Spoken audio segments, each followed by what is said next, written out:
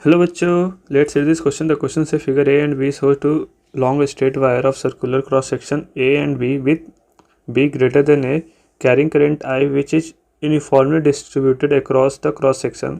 The magnitude of B varies with R and can be represented as, and our options are given. So the key concept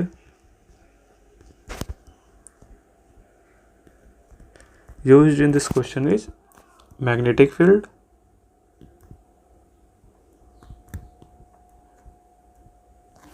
due to straight wire, right? Long straight wire.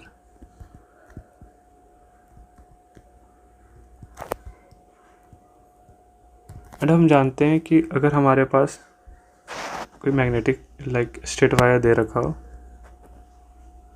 Right, so and इसका cross sectional radius right R हो, ये capital R late से हम कह देते हैं capital R हो, तो we know inside this wire magnetic field क्या होता है अगर आर पे पूछे तो होता है B equal to mu naught I R upon 4 pi R square, right.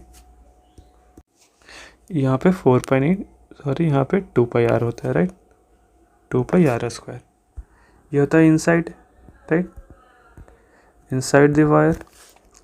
अगर हम आउटसाइड की बात करें, लेट से अगर स्मॉल आर की वैल्यू यहाँ पे क्या था, ये small R less than capital R, यहाँ पे क्या हो जाएगा small R greater than capital R. So इस केस में लाइक मैग्नेटिक फील्ड आउटसाइड क्या हो जाएगा, that is mu naught I upon 2 pi R, right. So यहाँ से हम क्लियरली देख सकते हैं जब इनसाइड हो तो magnetic field directly proportional to R है, राइट, एंड आउटसाइड हो तो magnetic field inversely proportional to R है, राइट। नाउ अगर हमारा क्रॉस सेक्शनल एरिया या क्रॉस सेक्शनल रेडियस जो ए एंड बी दे रखा है, राइट, ए एंड बी दे रखा है, राइट, अगर बी क्वेश्चन में दे रखा है B is greater than A, right, and we know B क्या है, like B is directly proportional to R for inside, right, and B is inversely proportional to R for outside, right. So at cross sectional area like B at A क्या हो जाएगा वो हम निकालना चाहें तो वो हो जाएगा म्यू नॉट आई, आर की वैल्यू क्या हो जाएगी A, right, upon 2 pi R square, R की वैल्यू ए है, right, 2 pi R square and R equal to A, तो ए स्क्वायर, सो ए से कैंसिल आउट हो जाएगा। सो ये इनवर्सली प्रोपोर्शनल टू ए है, right, at cross sectional area. Similarly B भी क्या हो जाएगा mu naught I upon 2 pi B, similarly B ऊपर आएगा बी स्क्वायर नीचे आएगा, दोनों कैंसिल आउट होके बी बच जाएगा। सो इसमें like cross sectional area like surface पे ये इनवर्सली प्रोपोर्शनल टू बी है। सो इस केस में क्या होगा, हमारा ग्राफ कुछ इस प्रकार का आएगा।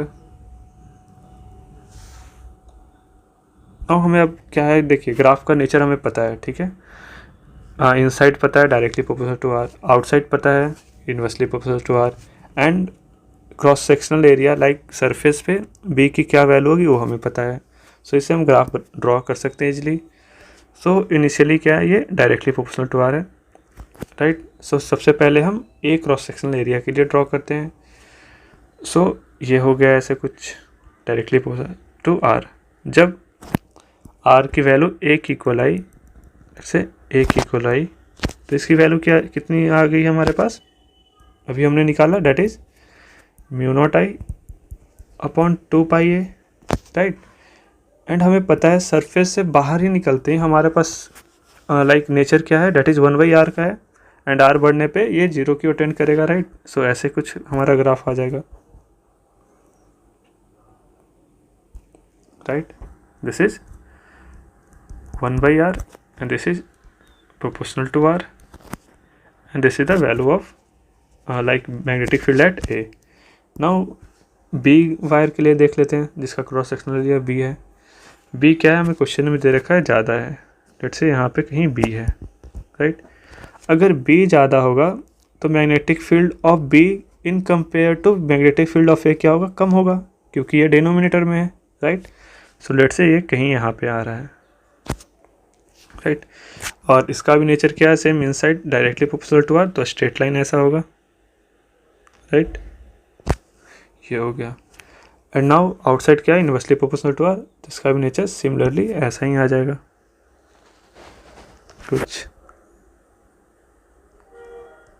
This is point B. So and this value is, ये क्या होगा, ये हो जाएगा mu naught I upon 2 pi B, right. So our final answer is, that is option C, correct. Hope you understood it well. All the best.